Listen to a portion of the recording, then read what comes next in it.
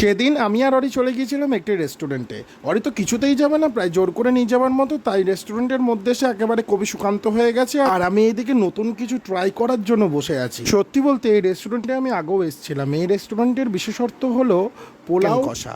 ওনারা দারুণ করে সাজিয়ে গুছিয়ে সুন্দর করে কিন্তু খেতে দেন। আমার তো খুবই পছন্দ হয় সত্যি কথা বলতে। আর রেস্টুরেন্টের অ্যাটমসফিয়ারটা জাস্ট দারুণ, যত বলবো ততই কম। তো যথারীতি আমি অরিকে একটু বেড়ে দিলাম। অরি বলছে না না আমি খাবো না। আমি বললাম এটা কিন্তু পুরোটাই তোর, আমি দুটো নিয়েছি। এইবার যথারীতি আমি নিজেরটা বেড়ে নিলাম।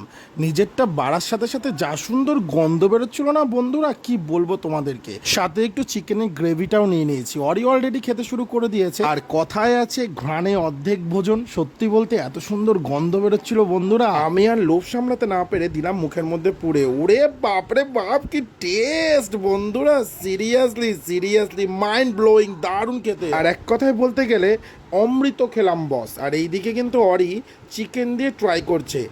অরিকে বললাম কি আসতে তো চাইছিলে না, কীরকম লাগছে বল। অরি হাসি মুখে টুক করে বাড়তে শুরু করে দিয়েছে, আর আমিও বেড়ে বেড়ে নিলাম। সত্যি কথা বলতে বন্ধুরা, অনেকক্ষণ ধরে কিন্তু আমি অ্যাংলো ইন্ডিয়ানদের মতো খাবার ট্রাই করছিলাম। আর চামচ দিয়ে খেলে না পেট ভরে না, এক কথায় বলতে গেলে। আমার কিন্তু এটা হয়, তোমাদের হয় কিনা আমি জানি না। তাই চামচ টামচ ফেলে দিয়ে চলো এবার হাত দিয়ে গ্রেভি দিয়ে মাখিয়ে মুখিয়ে নিয়ে দিলাম মুখের মধ্যে পড়ে।